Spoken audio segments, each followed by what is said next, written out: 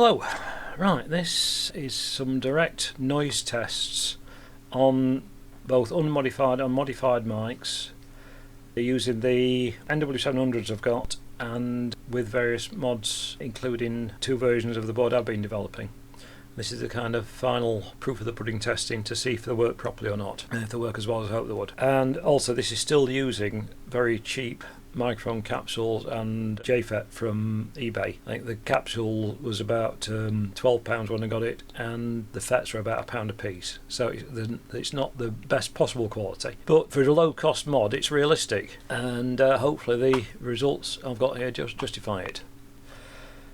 So the first plot here is my MXL V87, and this is what I'm using in a comparison in all the tests. And in each test I've equalised the gain using a short section of audio recorded after the noise, so that the noise levels are realistic and a direct comparison when the gains are adjusted so the wanted audio is equal to the audio from the V87.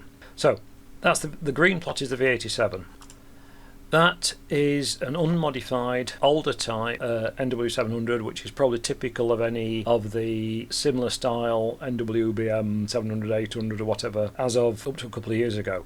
And at a glance it doesn't look that bad. It's obviously a higher noise, but it doesn't look all that terrible until you compare the actual decibel scale. And this is what you get if you overlay the two with the decibel scales aligned by adjusting the image height and position.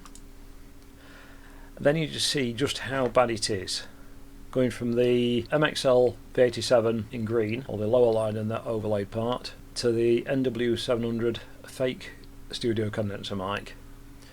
And you can see the level at 1000 Hz is it's about minus 38, 39 dB on that one, and at this one it's more like minus 58. There's about 20 dB noise level difference there, and it's similar through all the high frequency range. So you can see there's a lot of difference. I mean, for a £10 mic compared to a mic that lists at about £400, so you can get them a lot cheaper than that if you shop around, it's not bad, but it isn't what it claims to be by any means.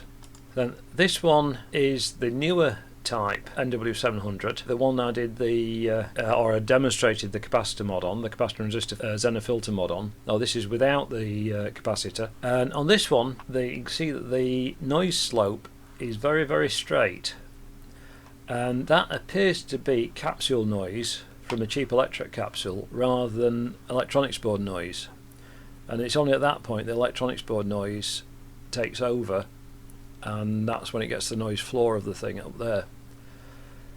You can see it's quite a bit higher than the MXL, but not as high as the older type by quite a significant amount. So it's definitely an improvement in some ways, but it's still not that brilliant. Then adding the resistor and capacitor filter for the zener power, as in one of the other videos, it just brings it down that little bit. It's not a massive amount, but it is an improvement for a cost of a few pence and very little work. Unfortunately, as I say, due to the design of that particular board, you can't really do any serious modding on it like I could on the older ones. Then this is the NW700 using its original capsule, the new type one that is, with one of my boards in configured to work with an electret mic. And you can see now the noise level is significantly lower once it gets down to the high frequency, but it's still dominated by the microphone capsule noise, and you see that just extends a straight line quite a bit further down.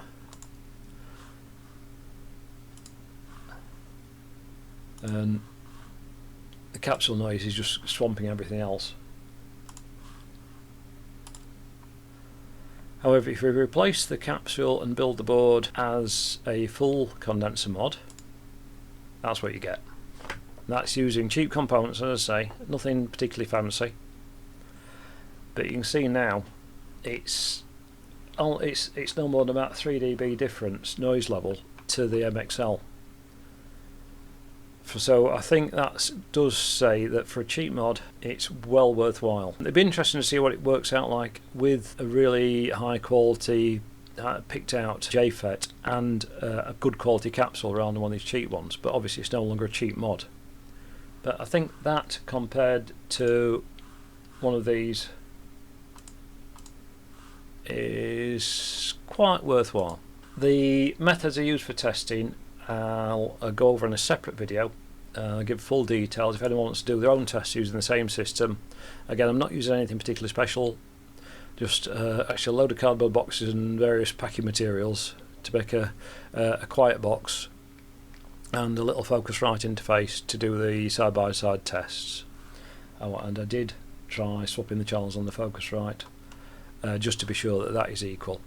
But all the noise level tests were done with both the Focusrite level controls turned full up and the level on Audacity turned full up to get the best signal from the mics with the least spurious noise from the recording equipment. Anyway, that I hope is of interest, and I hope if you're thinking of doing any mic mods, that gives you some ideas what you can achieve. Okay, thanks for watching.